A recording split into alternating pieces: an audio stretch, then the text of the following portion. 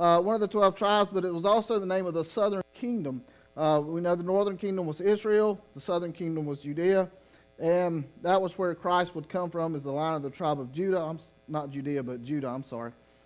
The line of the tribe of Judah, and so we understand that's where the word Jew comes from. So they were very proud of that. They were very proud of their race. They were very proud of the fact that they were religious people, and they were God's people.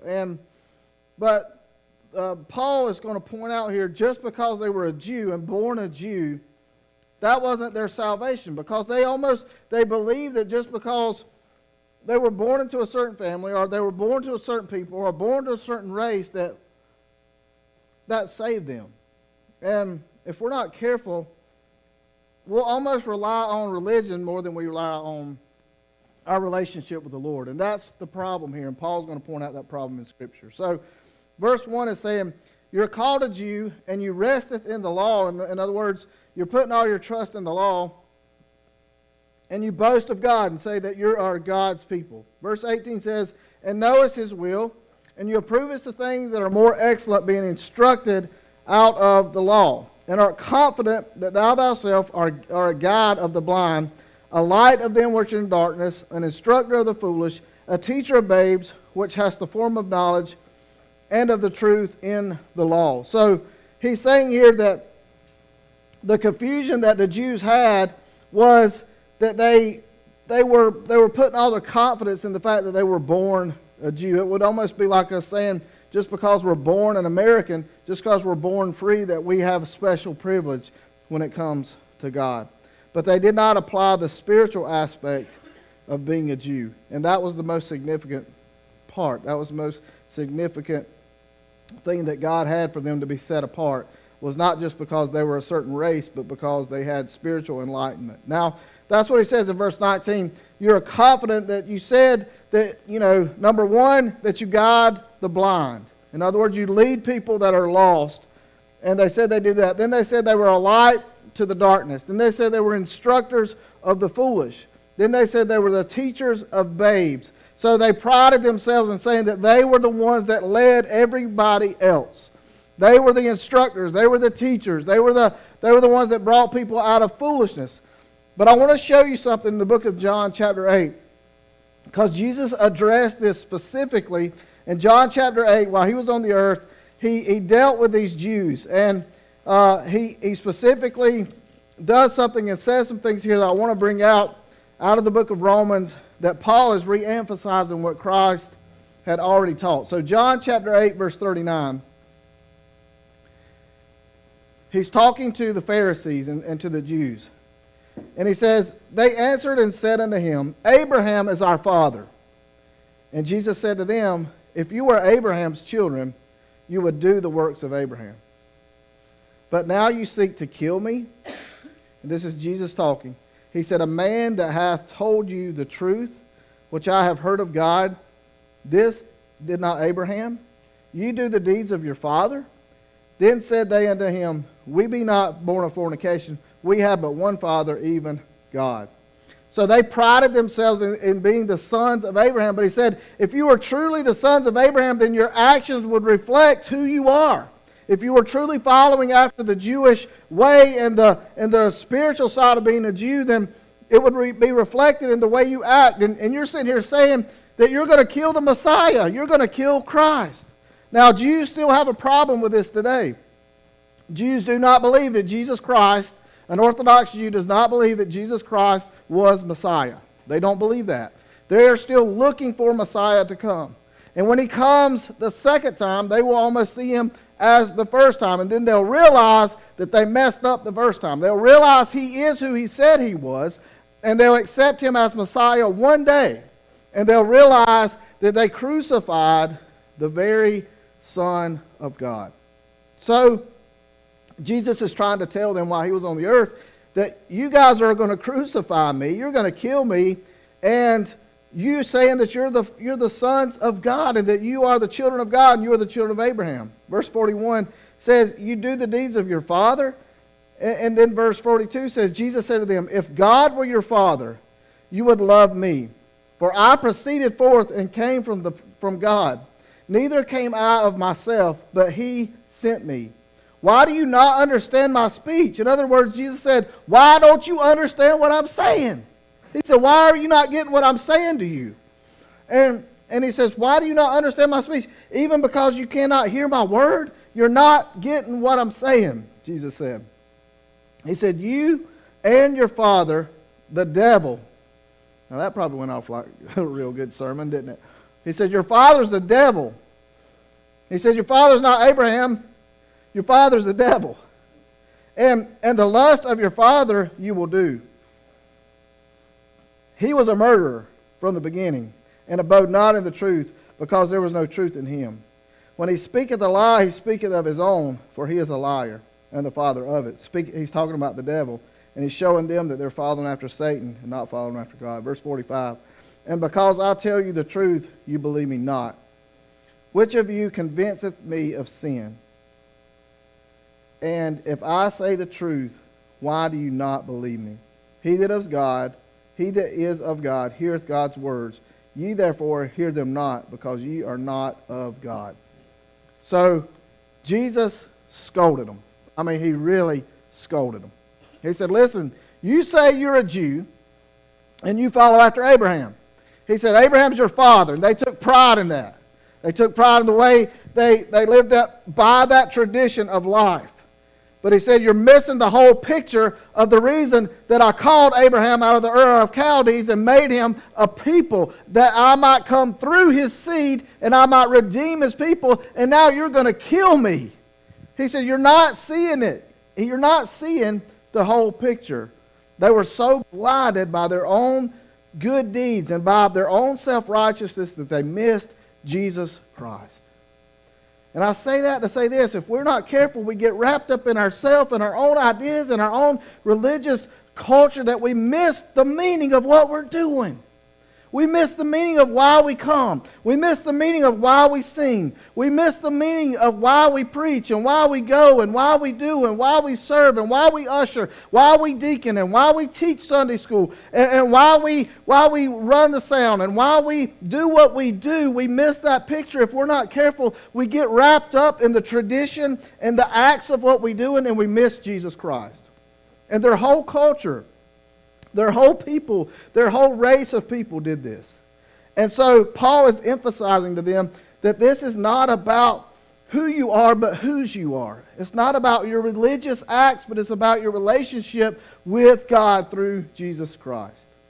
So I'm passionate about this so much because I was raised in church. I was born 9 months in the womb. I was in church. We were there every Sunday morning, every Sunday night, every Wednesday night. Even before my dad was called to the ministry, we were faithful to God's house. And we were faithful to do the things that we were supposed to do. But a lot of times, even being faithful to God, I wasn't where I needed to be as a Christian. Even though I was there every time the doors were open, even though I was there at youth group, I still was not where my heart wasn't where it needed to be. And so you can be faithful. You can do the things that you're supposed to do and still not be in the right relationship with Jesus. And that's what Paul is teaching here. He says, I lost my place, verse 21.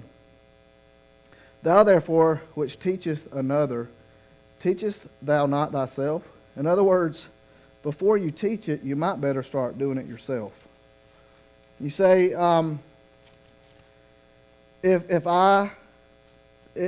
he said, thou that preachest, a man should not steal.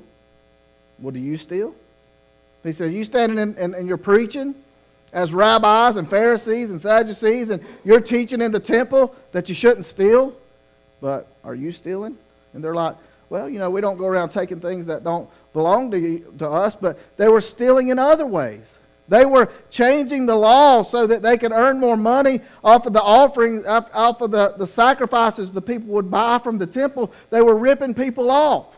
They were doing things that were in the name of the law to take from the poor and to take advantage of people. He said, you are stealing and you are sinful in your own heart when you're standing up and telling other people not to do the same things you're doing.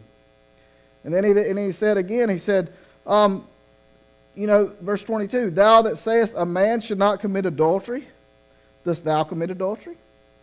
In other words, you're up there preaching and teaching. You shouldn't cheat on your wives, and you shouldn't have multiple wives, and you shouldn't commit adultery. He said, and you're changing the law to allow yourself to divorce your wives whenever you get tired of her so you can remarry another woman. And they were doing that. The Pharisees were doing that. They were putting their wives away. We learned it in the book of Matthew. They were putting their wives away for silly things just so they could go out and marry who they wanted to. So they changed the law of God to try to fit their lifestyle, and then they tried to enforce the law of God to bring other people down. So Paul was frustrated with this. Jesus was frustrated with this. So again he says, thou that abhorrest idols, dost thou not commit sacrilege? And he's saying, you that teach against idols and putting other things before God, he said, you yourself are you're robbing temples, is what that literally means there, committing sacrilege. It means to rob the temples, to take things. And they were taking, what they would do would be to take pagan gods out of temples, and instead of destroying them, they would take them and cash them in and make money off of them. So their religion was wicked and their hearts were wicked, while they tried to teach others what was right and wrong. Verse 23, that thou makest thy boast of the law through breaking the law, and thou dishonorest thou God. For the name of God is blasphemed among the Gentiles through you, as it is written. So he's saying the name of God is blasphemed through the Gentiles by your own actions, because you're living one way and you're teaching another way. You're hypocrites. You're playing a part. You're just saying you're something when in your heart you know you're wicked to the core. And even your motivation for what you're doing is wicked. And we look at this and we say, man, those must have been some awful people, those Jews. Those must have been some bad people, those Pharisees and those Sadducees and those scribes. But we still see it in the church today. Wickedness, in the hearts of men while they're supposed to be teaching righteousness and loving people. And I've seen it in my ministry. I've been hurt by men that said they were men of God, and really their hearts were for the things of the world. I've seen pastors and church leaders take advantage of people and they get their eyes on money. They get their eyes on what they can get out of people. And you can see that how they take their religion and they use it for their own glory and their own good. And that's exactly what was happening in the time of Paul. And so Paul's really showing these people at Rome the folly in religion and the faith of a relationship. So he says, verse 25, for circumcision verily profiteth, if thou keep the law, but if thou be a breaker of the law, thy circumcision is made uncircumcision. And I'll explain all this in just a second. Let me read through it. Therefore, if the uncircumcision keep the righteousness of the law, shall not his uncircumcision be counted for circumcision? And shall not uncircumcision, which is by nature, if it fulfill the law, judge thee, who by the letter and circumcision does not transgress the law? For he is not a Jew, which is one outwardly, neither is that circumcision which is outward in the flesh, but he is a Jew, which is one inwardly, and circumcision is that of the heart and in the spirit, and not in the letter, whose praise is not of men, but of God. So, he's not only saying that the things that they taught were contrary to the things that they did, but now he's saying that they were relying on their ceremonial religion and their traditions to get them to heaven and to say that they were right with God. So, I'm going to challenge you with some things, and I'm not here to upset you, but I just want to challenge you with some things. What are some things that we do in a Baptist church that are strictly tradition? We do it just because everybody did it before us. Just anybody throw something out there. Has nothing to do with the Bible. It's just tradition. Don't worry, I'm not going to scold you too bad. Yeah. Fish on Friday. We need to go fish on Friday. That sounds like a good tradition. We need to start. What is something else we do in a Baptist church? They do that. Is that? Yeah, I'm at the wrong church. What else? What are some things we do in the Baptist church? This just tradition. There you go. Some eating, fellowships. What else? What's something we do on Sundays that's just tradition? What about having a choir? Is that in the Bible that thou shalt have a choir? Huh? Look, y'all, I'm going to get upset. Don't get upset. I'm not going to ruffle your feathers. Is that in the Bible, thou shalt have a choir? Should a church, is it right or wrong that some churches would have a choir? All right? Is it right or wrong? Is it a tradition to have a big wooden pulpit up here?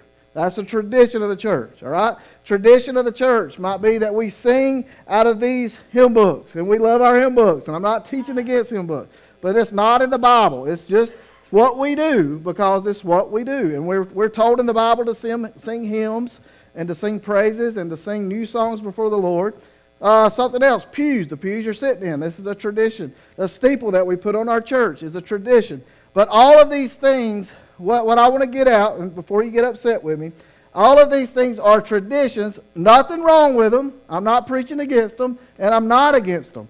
But what I want to say tonight and really show you is that people care more about these things than they do about whether the church is winning the lost and doing what God's called us to do. This is what I want to get to, and this is what Paul is trying to get to in this scripture. You've majored on the minors and you minor on the majors. We got to get back to where we're majored on the majors, that we're more concerned about the heart than we are about the looks and about what it looks like. I'm telling you, you start messing with these traditions, you start making people mad and getting people upset, but then some of those same people don't even care if you're winning the lost and you're evangelizing the community and doing things outside the church that God has called us to do. So what happens is we get so immersed in these traditions, just like the Jews did. They had their traditions. They had their ways, and they were so stuck in their ways that they didn't even recognize Jesus Christ when he stood in front of them. They didn't even recognize him.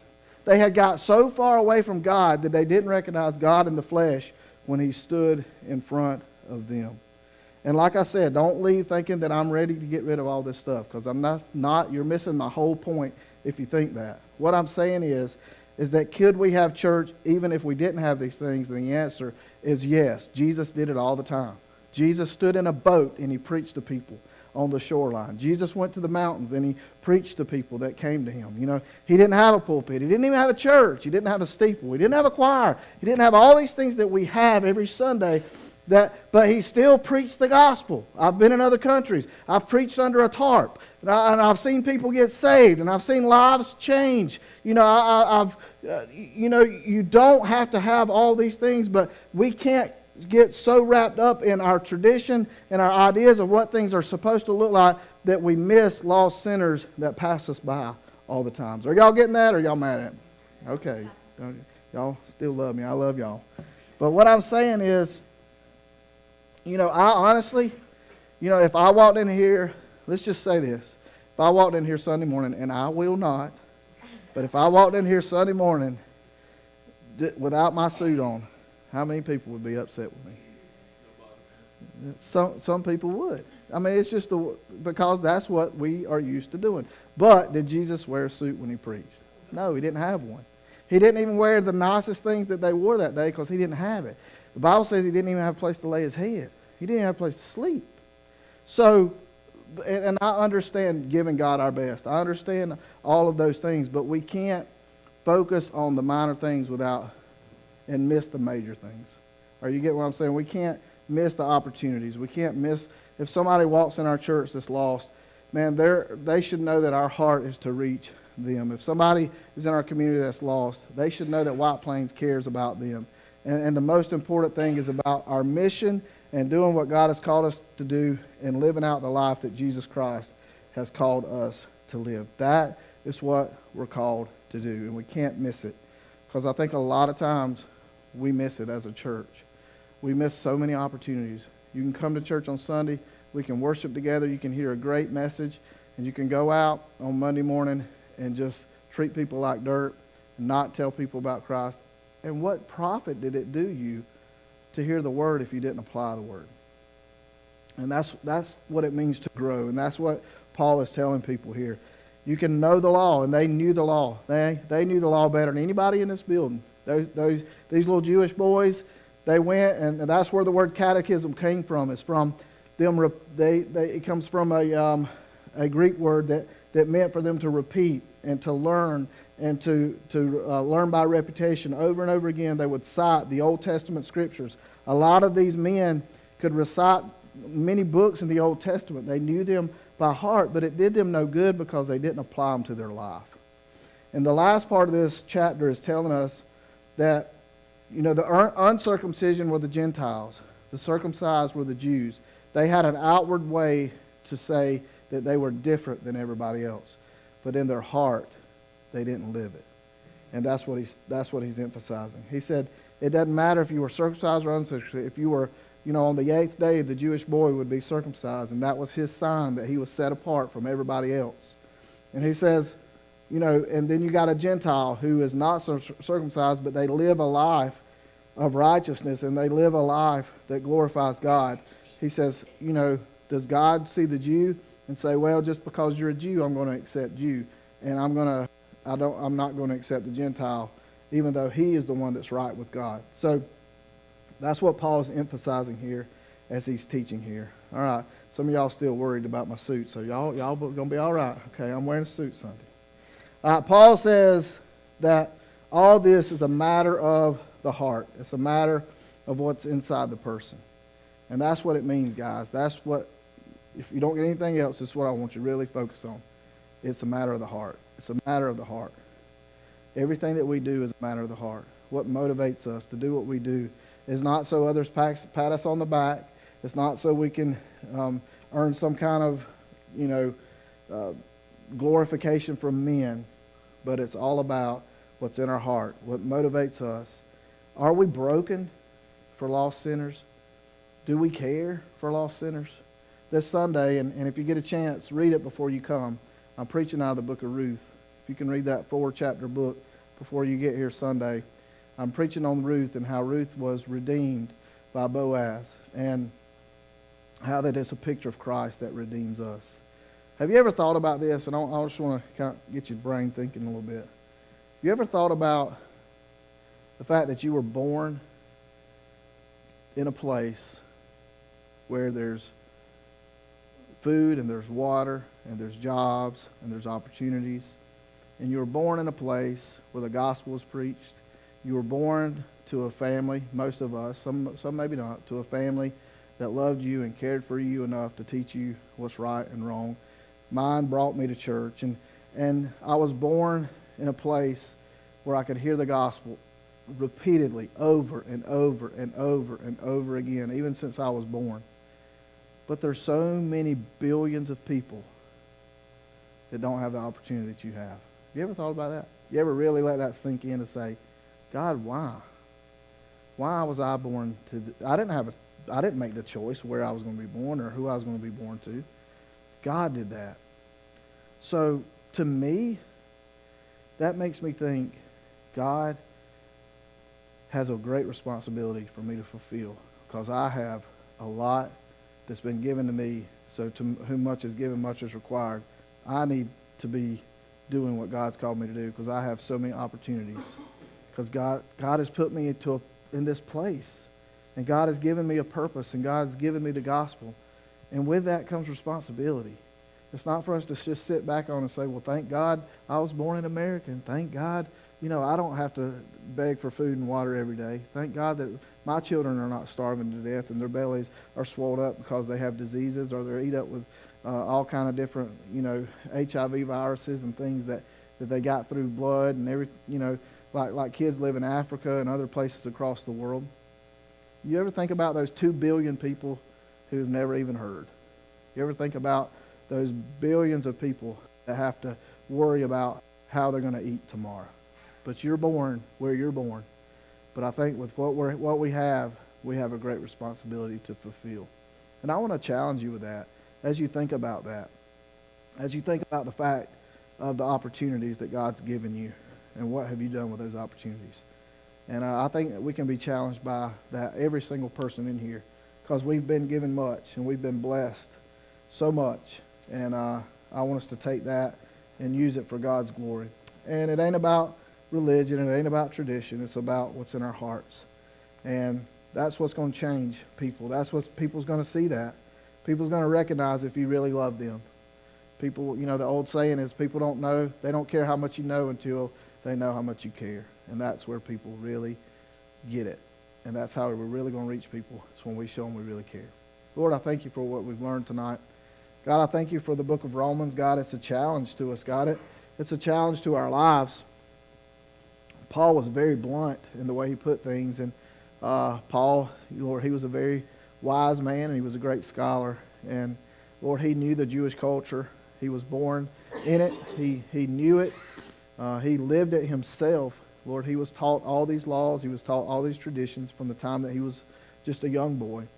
But God, he recognized something was missing. And God, as he was on that road, God, to Damascus, Lord, you saved him. And Lord, after you saved him, God, he got on fire for you because he saw what he was missing, and that was that personal relationship.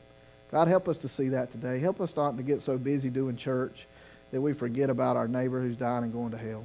God, help us not to get so busy doing church that we don't love people, God, that are going through discouraging times and depression that we sit beside at work or we talk to every day. But God, help us, Lord, to be the church and not just go to church. Help us to be the church and to reach out to the lost and reach out to the hurting. Lord, use us, God, for your honor and glory. Prepare our hearts for Sunday, Lord, as we study this wonderful book of Ruth, as we look at Ruth's life, and Lord, how you intervened, and God, how you, Lord, showed her how she could be redeemed. In Jesus' name, amen. All right, we'll call ourselves into a short conference as Brother John comes with the stewardship report.